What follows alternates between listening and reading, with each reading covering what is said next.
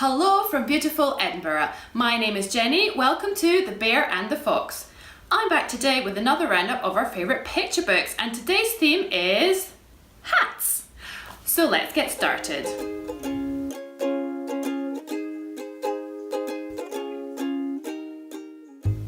First up is Hooray for Hat by Brian Vaughan.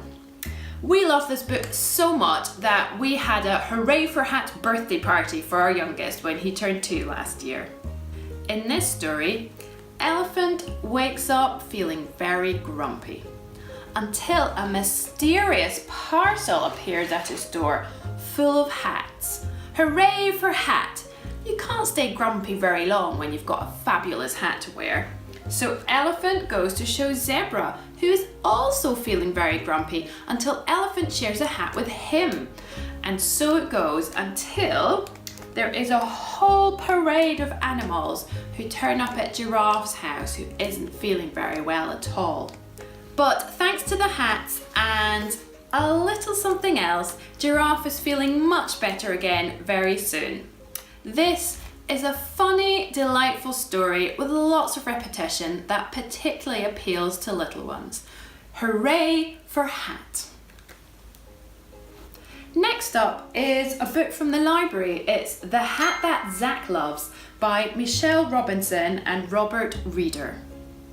This is a fun hat-themed version of the popular nursery rhyme, This is the House That Jack Built. In this story, a dog snatches Jack's new hat and runs off with it. So Jack chases him along the subway and through the park.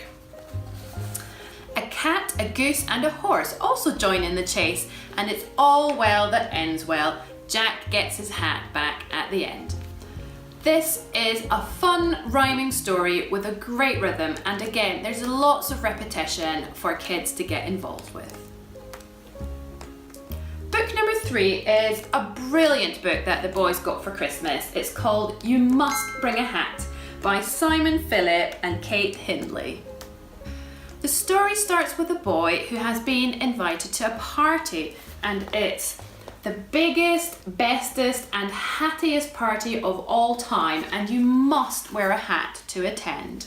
Now, he doesn't own a hat, but he is allowed to bring a guest, so he invites a hat-wearing monkey along. The problem is that hat-wearing monkeys are only allowed in if they're wearing a monocle.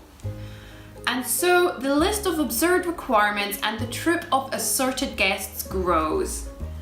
Here they are, culminating in an unexpected and hilarious ending, which I'm not going to give away. This book is an absolute joy to read again and again, and the illustrations in it are really gorgeous too. Next up is a book I picked up at a charity shop. It's called Hamilton's Hats, and it's by Martine O'Born and Axel Scheffler. Hamilton the pig is very fond of hats. He's got a big collection of hats. Big hats, small hats, tall hats, floppy hats, and suitable for every and any occasion sort of hats. His mum is worried that he's growing too vain. She thinks he's got lots of life lessons to learn and he won't learn them from hats. She couldn't be more wrong.